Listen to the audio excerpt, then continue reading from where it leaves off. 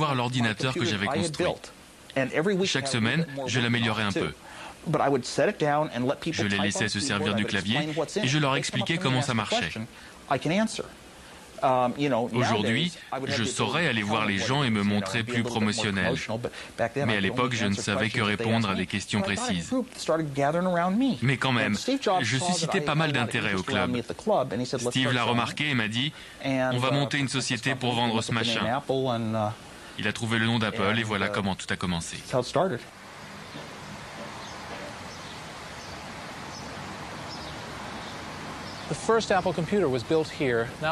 Le premier ordinateur Apple a été construit dans ce garage.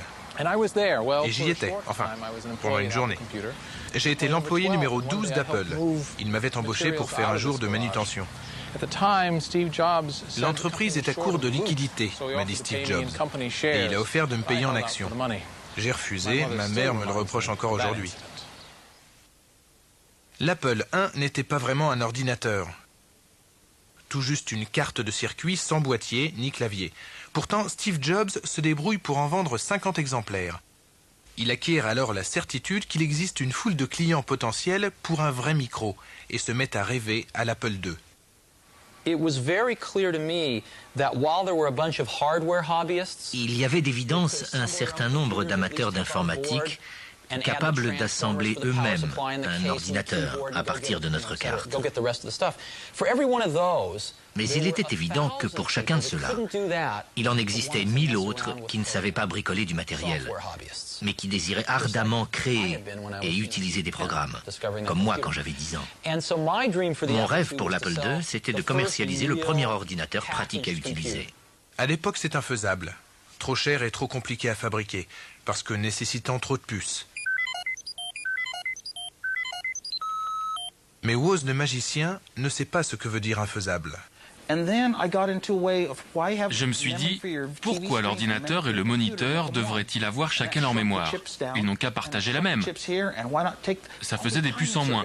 Et je me suis plongé dans les manuels et j'ai déniché une puce qui faisait le même travail que 5 autres. Comme ça, petit à petit, j'ai réduit le nombre de puces. Résultat, génial, un ordinateur avec écran couleur sur lequel on pouvait programmer des jeux ou tout ce qu'on voulait. C'était la machine dont j'avais toujours rêvé pour moi-même. Et Steve m'a dit, je crois qu'on va pouvoir en vendre 1 millier par mois. 1 millier, c'était complètement invraisemblable. Mais pour lancer la fabrication, il nous fallait quelques centaines de milliers de dollars. Pour nous, c'était une somme énorme. On n'avait pour ainsi dire rien sur notre compte en banque. Alors je suis parti à la chasse aux capitaux. À 19 ans, Steve Jobs relève le défi. Il faut convaincre des financiers qui investissent dans les activités de pointe. Il rencontre Arthur Rock, l'inventeur du financement de l'innovation et un des fondateurs d'Intel. Il portait des sandales et avait les cheveux longs, très longs, barbe et moustache aussi. Mais il s'exprimait remarquablement. La première fois qu'il est venu me voir, il était dans une période où il avait décidé de ne manger que des fruits.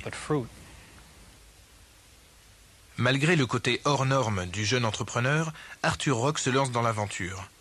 Il accorde les fonds nécessaires pour faire fabriquer 1000 Apple II dans une usine de Silicon Valley.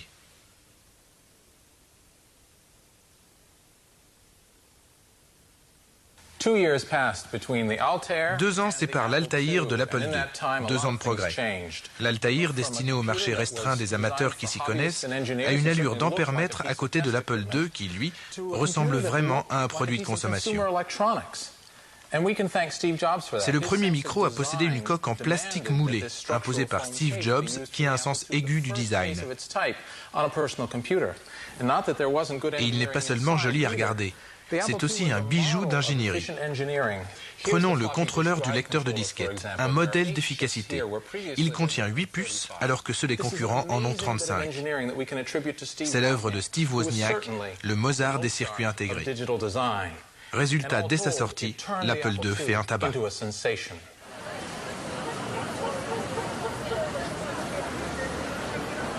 Le lancement a lieu en 1978 au Salon de l'informatique organisé par Jim Warren. Parmi les dizaines d'exposants, une seule compagnie propose une machine qui ressemble réellement à un micro-ordinateur moderne et non à un kit de bidouilleur.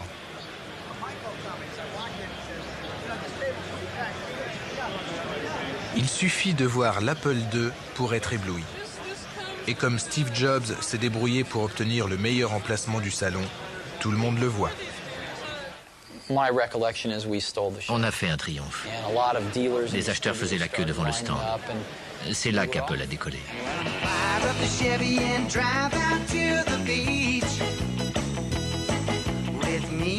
Pendant les 2 années suivantes, Apple connaît une croissance explosive. Dans une ambiance euphorique, la jeune entreprise, installée dans des bureaux à Cupertino, toujours en Californie, gagne de l'argent à foison. Les deux Steve ont une vingtaine d'années et certains de leurs employés sont encore plus jeunes.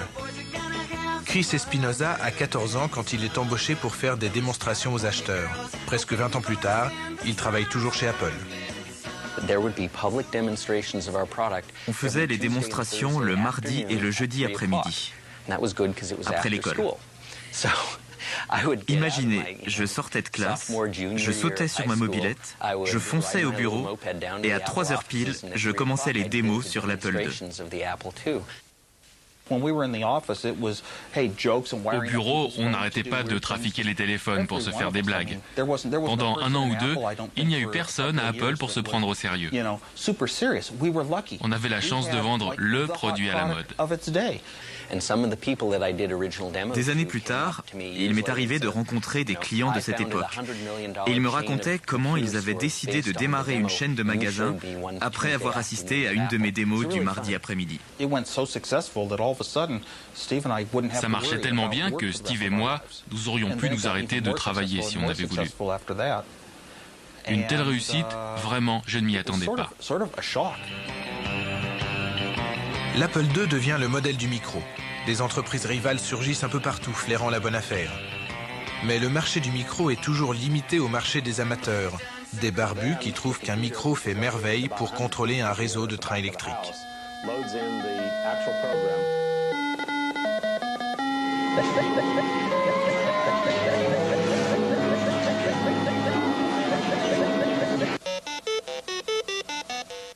Pour toucher le marché du grand public, les micros doivent montrer qu'ils ne sont pas des gadgets. Monsieur Tout-le-Monde n'a pas besoin d'un joujou électronique. L'application qui va faire vendre des milliers d'Apple II s'appelle VisiCalc.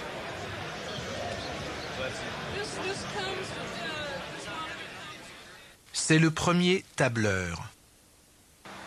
L'œuvre commune d'un étudiant de l'école de gestion d'Harvard, Dan Bricklin, et d'un programmeur, Bob Frankston. Un tableur, c'est une feuille de calcul électronique. L'idée germe dans le cerveau de Dan Bricklin pendant un cours de planification financière. À l'époque, les feuilles de calcul sont des tableaux noirs remplis de chiffres en ligne et en colonnes. Les entrées et sorties financières de l'année en cours et les prévisions pour les années à venir. Le tableau est structuré de façon à ce que les valeurs soient reliées entre elles. Modifier un chiffre exige de recalculer tous les autres chiffres qui en dépendent. Se tromper une fois provoque une série d'erreurs en chaîne. Le professeur proposait divers scénarios aux étudiants qui devaient calculer de quelle façon chacun d'entre eux affecterait les bénéfices d'une entreprise fictive.